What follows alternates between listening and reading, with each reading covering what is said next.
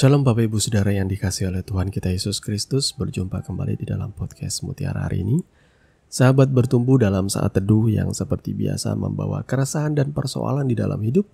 Kita angkat untuk menjadi renungan yang kiranya membangkitkan kekuatan iman. Bagaimana kabar Bapak Ibu Saudara di kesempatan kali ini?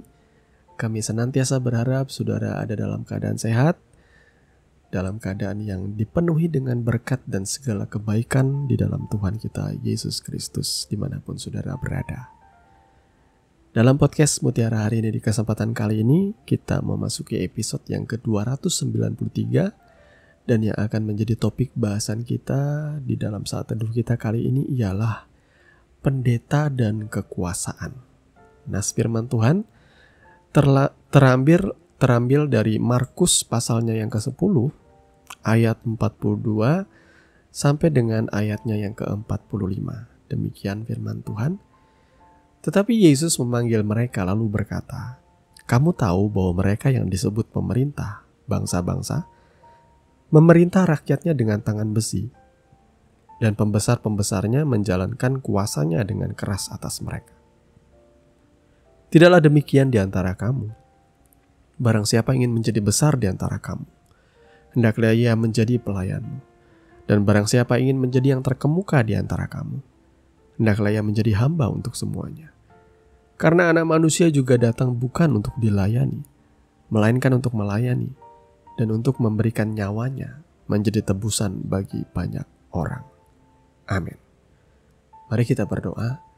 Bapa, di dalam nama Tuhan Yesus, kami mengucap syukur untuk kebenaran firman yang sudah kami baca di kesempatan kali ini.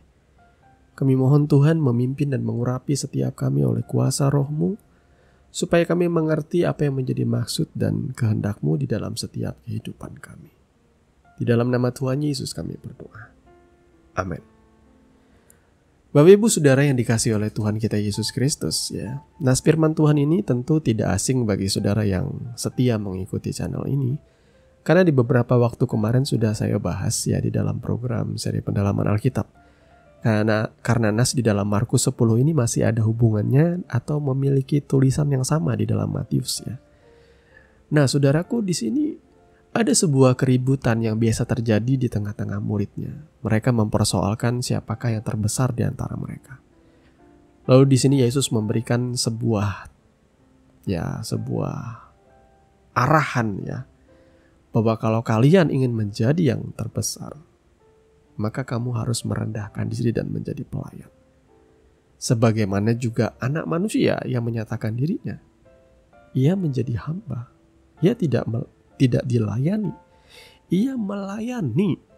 Ya, jadi di sini Bapak Ibu Saudara yang dikasihi oleh Tuhan kita Yesus Kristus, saya ingin mendorong supaya memberikan sebuah kewaspadaan bagi setiap kita.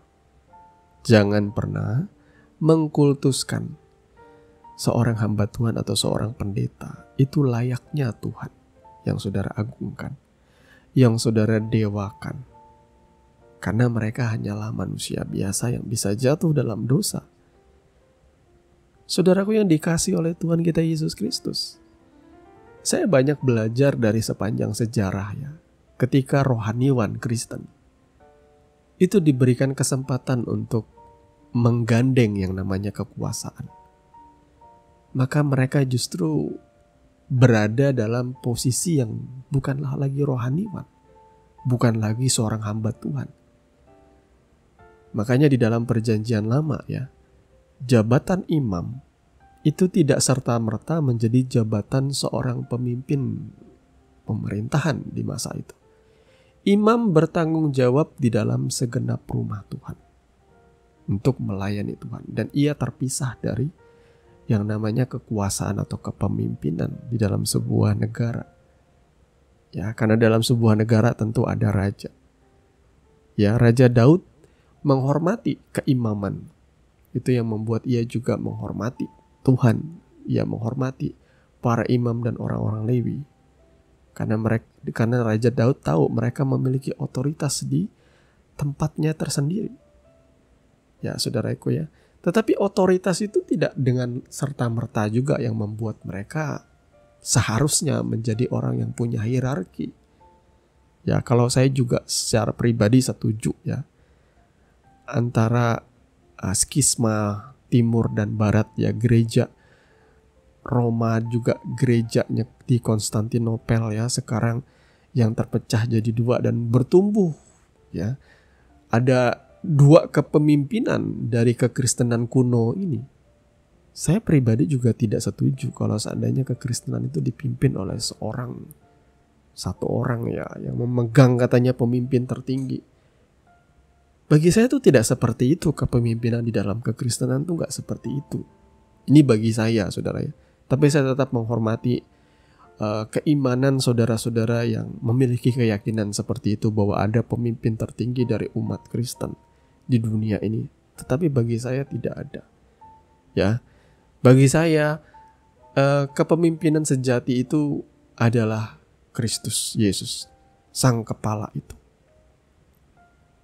Dan kalau kita ada di sebuah negara, maka pemimpin tertinggi dalam sebuah negara itu adalah presiden atau raja atau kaisar atau siapapun yang Tuhan tetapkan ya berkuasa di sebuah wilayah, saudara ya.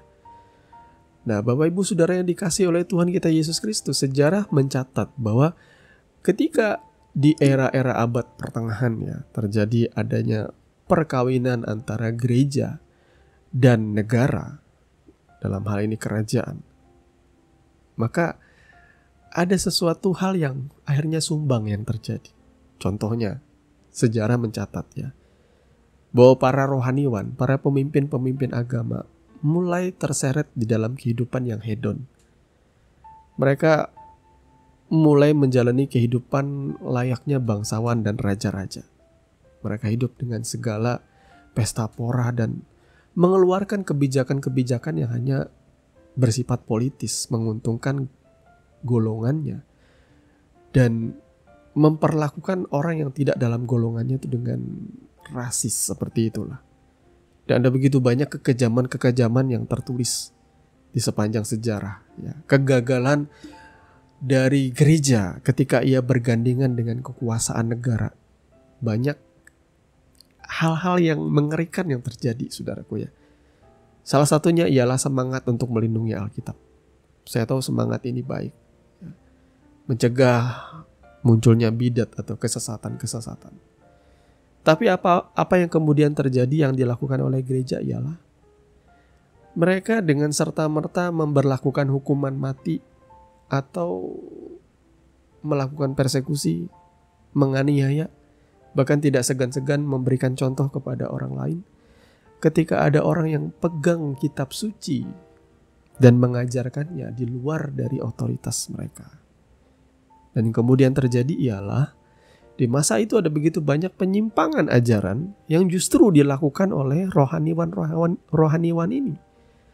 Mereka mengajarkan ajaran-ajaran yang melenceng dari iman yang tercatat oleh sejarah, sampai akhirnya dilakukanlah ya protes, salah satunya oleh seorang tokoh terkenal dari Jerman ya, yakni Martin Luther, yang memakukan 95 dalil di pintu gerbang gereja Wittenberg untuk memprotes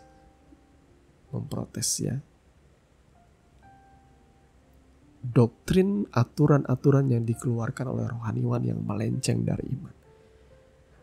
Itu sebabnya kenapa saya setuju akhirnya hari-hari ini kekuasaan itu kalau diberikan kepada pastor itu akan justru membahayakan jemaat.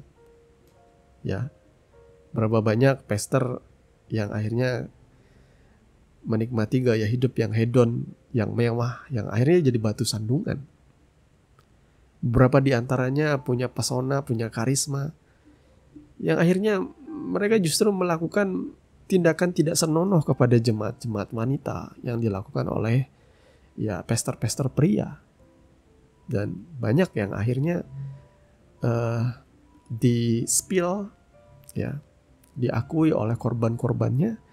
Tetapi ada juga predator-predator pastor yang masih berkeliaran karena mereka ternyata memiliki kekuasaan atau memiliki pengaruh untuk membungkam saksi-saksi dan korban, bahkan memberikan intimidasi dan ancaman. Makanya bagi saya, hati-hatilah saudaraku, karena ada begitu banyak serigala berbulu domba di tengah-tengah jemaat Tuhan. Hati-hatilah. Hari ini saya melihat di sosial media ada begitu banyak pastor yang mempertontonkan, kebodohannya dengan ucapan-ucapan yang tidak bijak, yang justru melukai keyakinan-keyakinan agama lain dan justru membahayakan kekristenan sendiri. Ketika mereka dengan sembarangan, dengan otoritasnya, dengan tidak berhikmat. Bagi saya, tidak seharusnya hal-hal seperti itu keluar dari mulut seorang pastor. Kenapa ya begitu santainya? Kenapa ya begitu mudahnya mengeluarkan statement-statement yang tidak menjadi berkat? Karena ia sudah terlalu mabuk dengan kekuasaan. Jemaatnya siap untuk pasang badan atau membackup atau mendukung dia sekalipun ia salah. Karena orang sudah tidak berani lagi menyuarakan kebenaran. Jadi Bapak Ibu Saudara yang dikasihi oleh Tuhan, kita Yesus Kristus berhati-hatilah. Karena saya paling muak dengan politisasi dalam gereja. Jemaat ketika mula-mula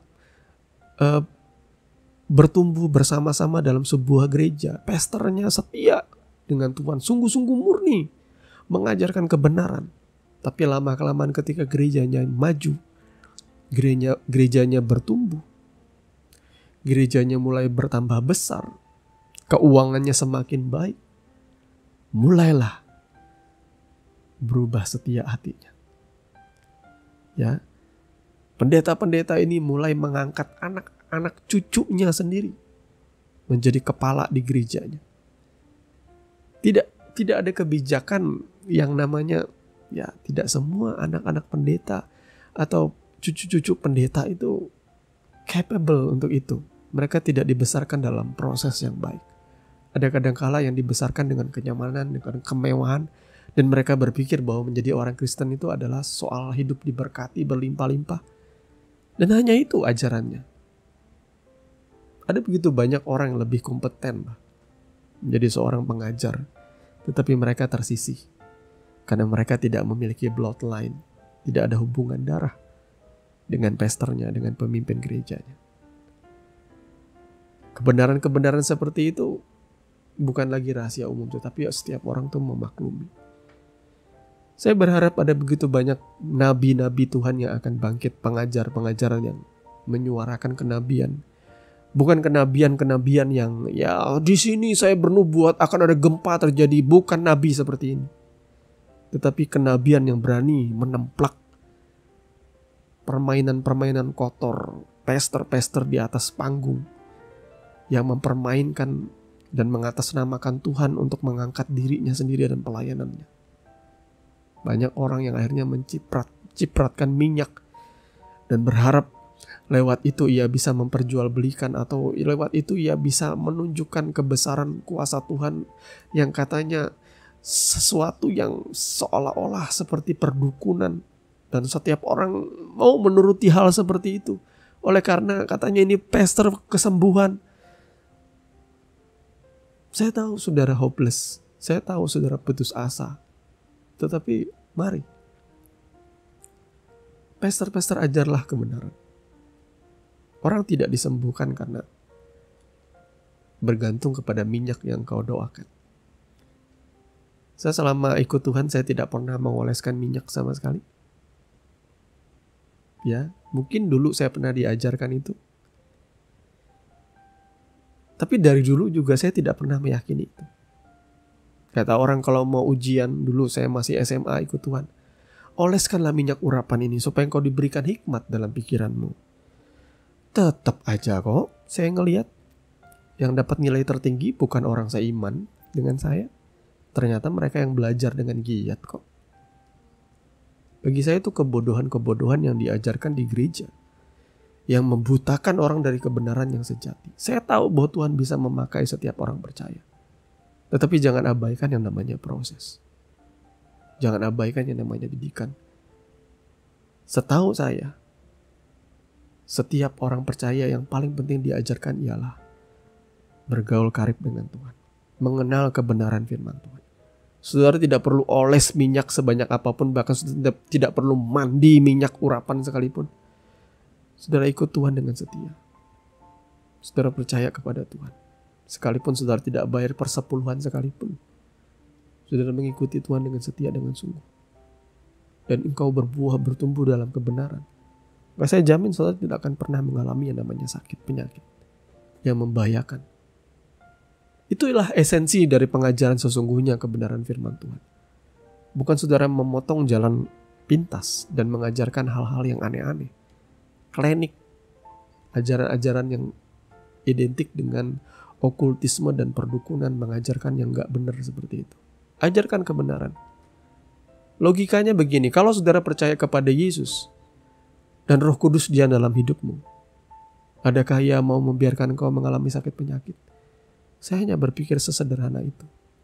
Kalau sampai saya sakit, maka itu kehendak Tuhan. Itu saja, simpel. Kalau sampai saya mati, maka itu kehendak Tuhan.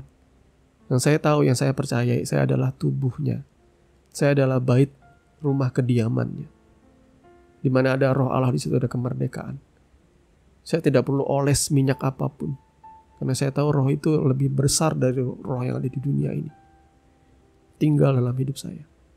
Saya nggak perlu melakukan segala hal yang bersifat okultisme dan perdukunan untuk mendapatkan perlindungan dari Tuhan. Cukup berjalan bersama dengan Kristus, mengenal Dia dengan baik, berjalan dalam kebenaran firman-Nya, maka Ia akan meluputkan saudara.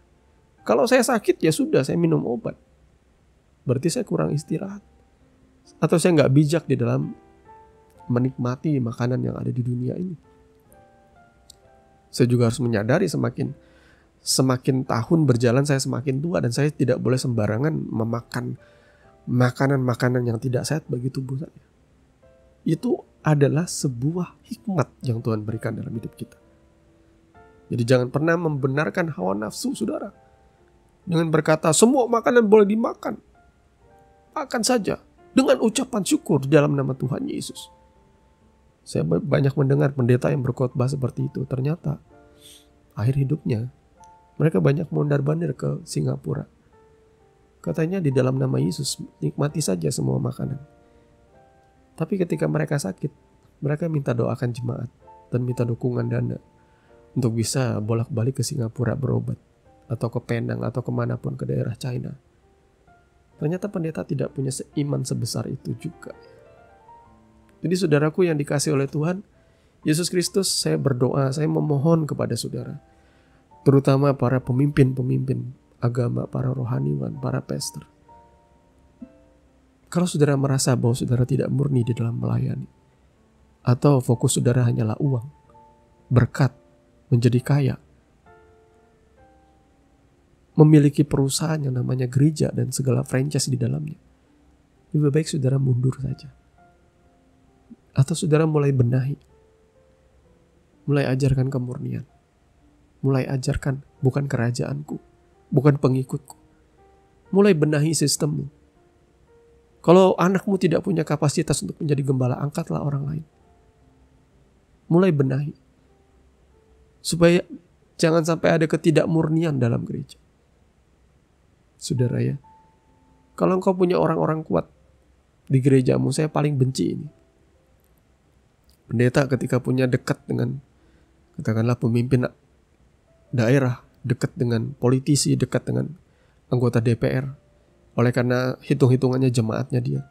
Ketika ia bermasalah, ketika ia terkait dengan satu kasus yang katakanlah kriminal atau kasus moral yang memalukan, ia bisa mengeluarkan senjata-senjatanya ini. Saya mau kasih tahu kepada saudara, Tuhan tidak buta dan melihat semuanya itu. Tuhan adil, dan Dia pasti akan menyatakan keadilannya di tengah-tengah umatnya. Tuhan Yesus kiranya memberkati kebenaran firman-Nya, dan mari kita berdoa. Bapa, di dalam nama Tuhan Yesus, terima kasih karena kami sudah sama-sama membekali diri kami, supaya kami diajarkan dengan keras kali ini Tuhan, bahwa kami harus memiliki hati yang murni di hadapan-Mu, supaya Engkau boleh menyatakan isi hati-Mu dan kuasa-Mu mengalir dalam hidup kami. Kami tidak digerakkan oleh ambisi atau keinginan kami yang terselubung Tuhan, dengan mengatasnamakan Engkau, tetapi sebenarnya kami sedang mendirikan kerajaan kami.